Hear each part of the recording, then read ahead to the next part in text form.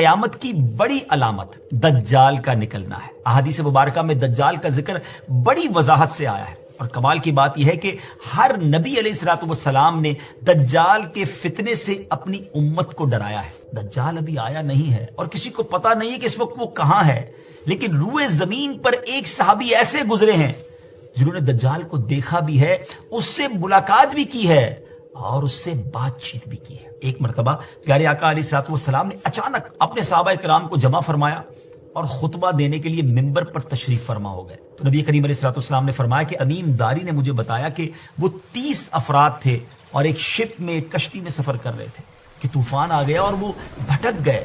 تقریباً مہینہ بھر وہ سمندر میں گھومتے رہے اور ایک دن سورج غروب ہونے کے وقت ایک نامعلوم آئلینڈ پر پہنچے۔ انہیں وہاں سیاہ رنگ کی مخلوق نظر آئی جس کے جسم پر بال بہت زیادہ تھے۔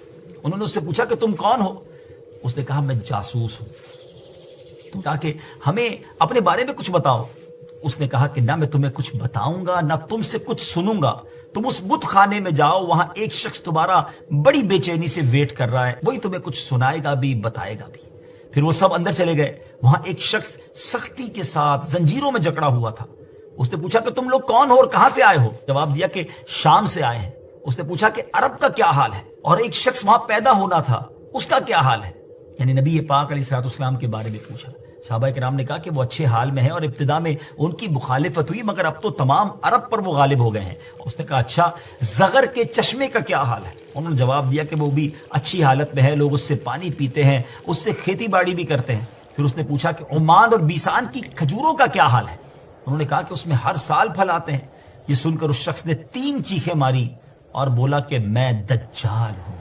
کہتا ہے ان قریب میں آزاد ہو جاؤں گا اور زمین کا چپا چپا گھوموں گا اور اس کا کوئی حصہ نہیں چھوڑوں گا سوائے طیبہ کے، کیونکہ مجھ میں وہاں جانے کی طاقت، وہاں جانے کی پاور نہ ہوگی۔ نبی پاک علیہ الصلوۃ والسلام نے فرمایا کہ مجھے بہت خوشی ہوئی کیونکہ طیبہ یہی شہر ہے۔ بعض روایت کی روشنی میں یہ بات بھی کہی جاتی ہے کہ دجال کو حضرت سلیمان علیہ الصلوۃ والسلام نے قید کیا تھا، اور حدیث پاک کے مطابق یہ مشرق یعنی ایسٹ کی سائیڈ موجود ہے۔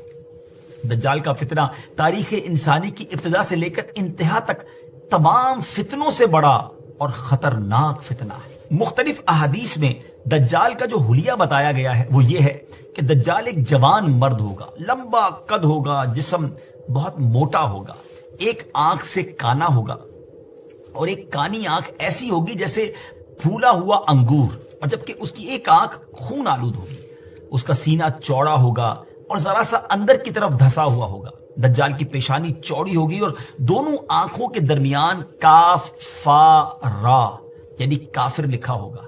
دجال کے نکلنے سے پہلے دنیا بہت بری حالت میں ہوگی۔ اس کے نکلنے سے 3 سال پہلے سے اس دنیا میں خشک سالی پھیل جائے گی، خشک سالی کا گویا سال پھیل جائے گا۔ علمی اور روحانی قحط بھی برپا ہوگا۔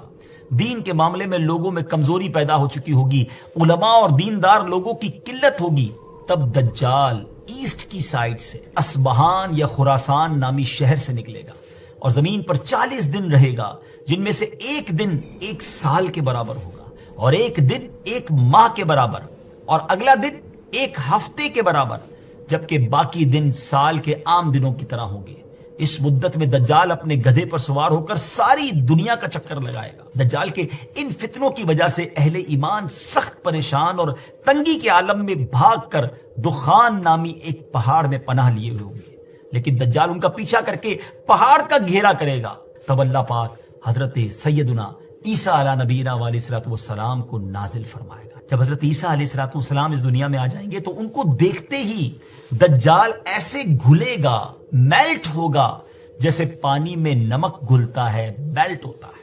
آپ علیہ الصلوۃ والسلام دجال کو مقام لد پر قتل کریں گے اور اس کے فالوورز میں سے ایک بھی کسی کو بھی زندہ نہیں چھوڑیں گے۔ یہ فتنہ بہت شدید ہوگا ناظرین۔ نبی پاک علیہ الصلوۃ والسلام نے فرمایا جو سورہ کہف کی پہلی 10 آیتیں یاد کرے گا دجال کے فتنے سے محفوظ رہے۔